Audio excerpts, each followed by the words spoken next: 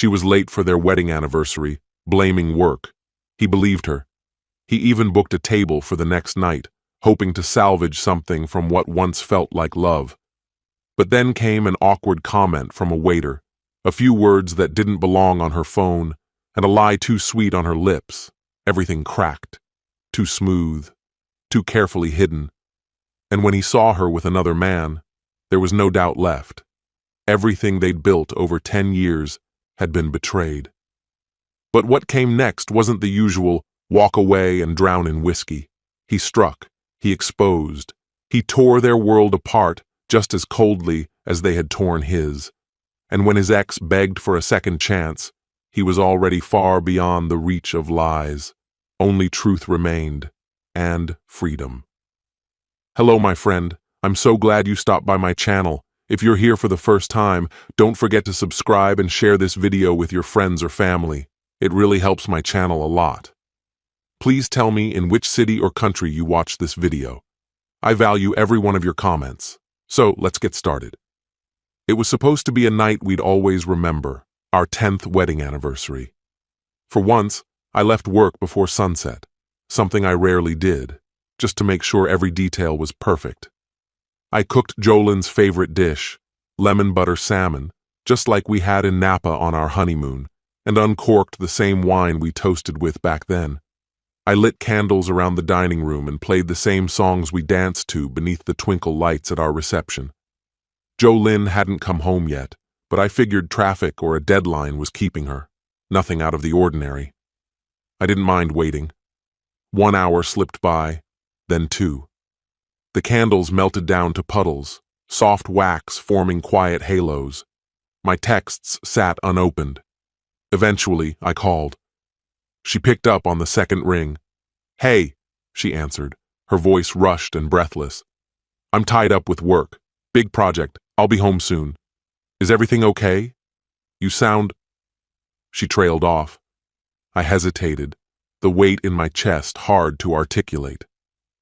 "Just a little off, I guess," I managed. "I'm just worn out, Matthew," she said. "Let's talk when I get back."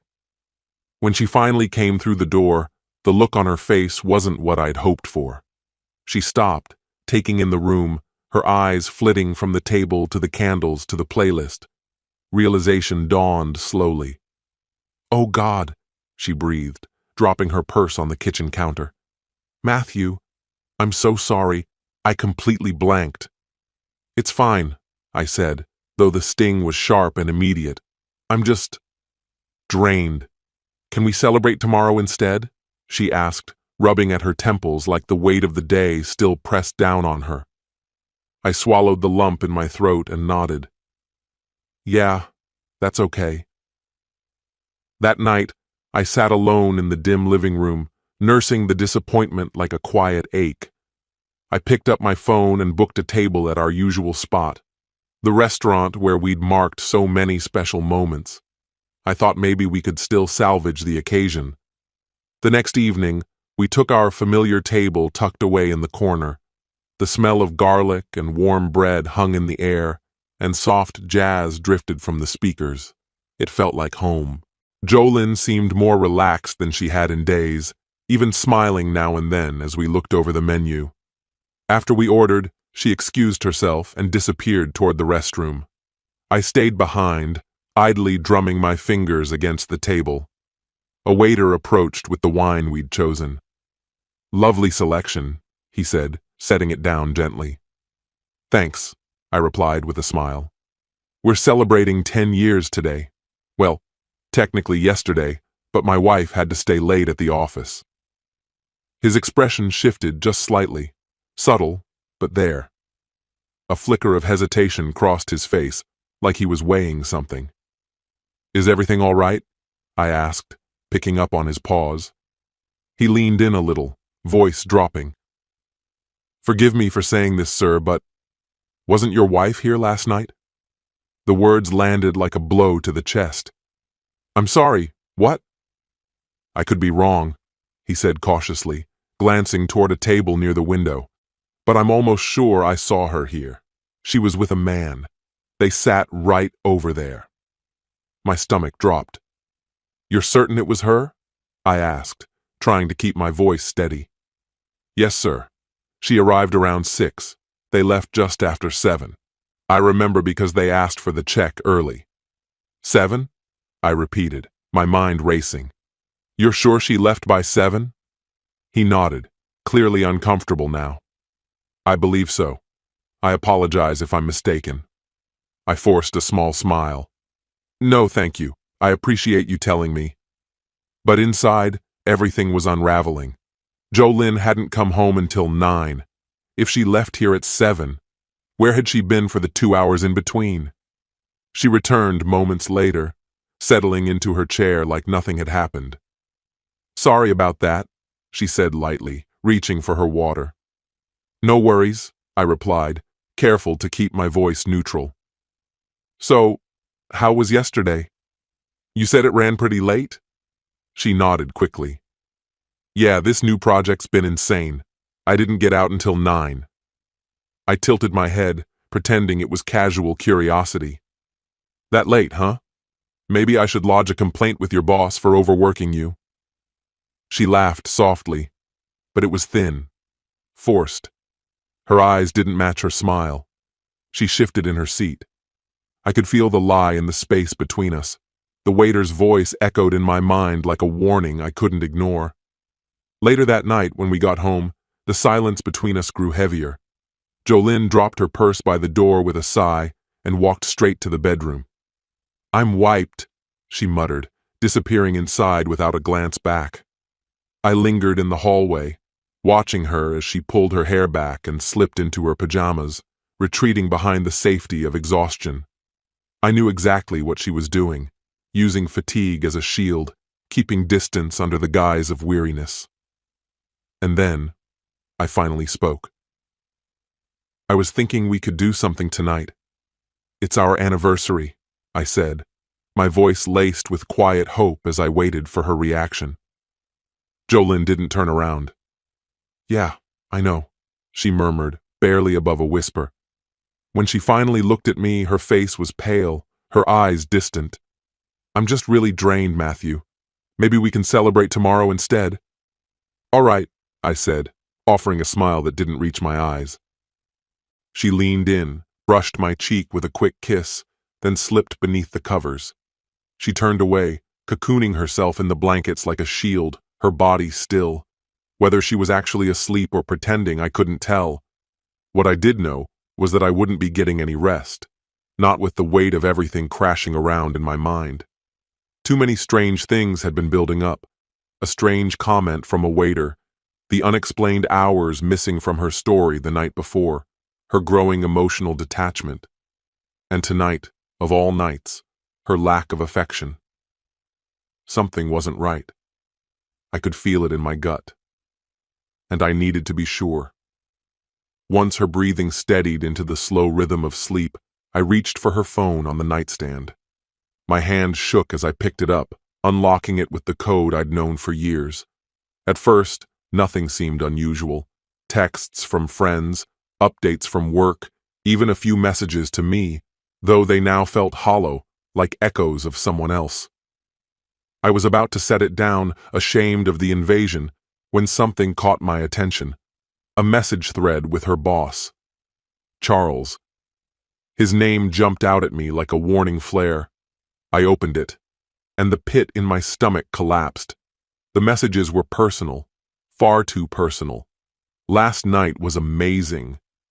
I can't stop thinking about you, Charles had written. Same here. I hate that we have to keep this quiet, but you're worth it, Jolynn had replied. You're the highlight of my day. Every moment with you is everything, she had written back. I scrolled deeper, my heart hammering in my chest.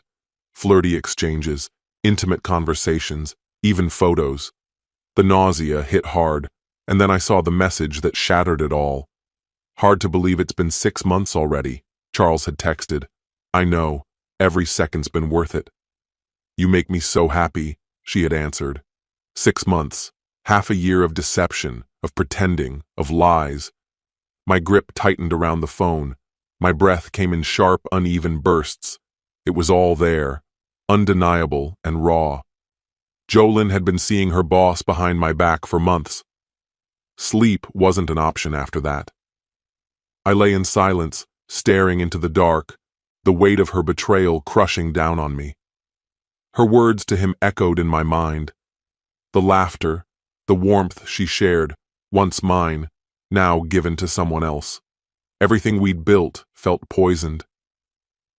By dawn, I hadn't closed my eyes. Jolyn stirred, rising from bed and going about her morning as if nothing had changed. While fixing her hair, she tossed out casually, "I'll probably be home late. There's a big deadline at work." I nodded, but inside, I was done pretending. I wasn't blind anymore. I needed to see the truth with my own eyes. That afternoon, I parked outside her office building and waited. Hours crawled by, the tension in my chest growing heavier with each tick of the clock. Eventually, she appeared, glowing, smiling, and she wasn't alone. Charles walked beside her. They paused near the lot.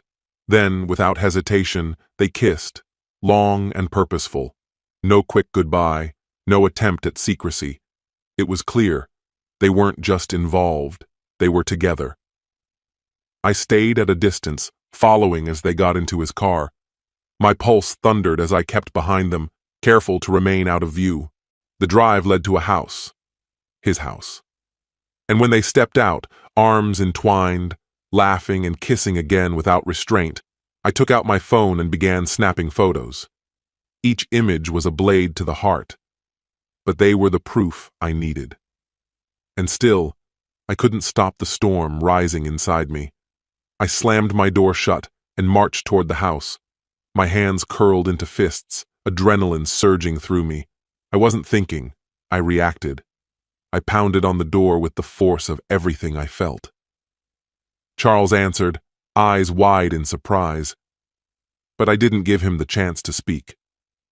My fist connected with his face, the impact ringing out like a gunshot. For a split second, there was a flicker of justice, a flash of something righteous, before the full emotional weight slammed back into me. Charles stumbled back, holding his face, stunned. I stepped past him, into the house. Jolyn stood frozen in the middle of the living room, her expression morphing from shock to horror. She didn't move. "Matthew, what are you—" "Don't!" I cut her off, my voice sharp, trembling with fury. "Don't even start!" Her lips parted, but nothing came out. "I saw it all," I said, my voice low but hard as steel. "You and him. 6 months, Jolyn, 6 goddamn months. You lied to me every single day." She didn't deny it. She couldn't. The guilt in her eyes said everything her mouth didn't. Charles, still hunched and groaning, tried to speak. "Listen, man." "Shut your mouth," I snarled, turning toward him. "This isn't your moment." My eyes locked onto Jolyn. "Matthew, can we talk for a second?"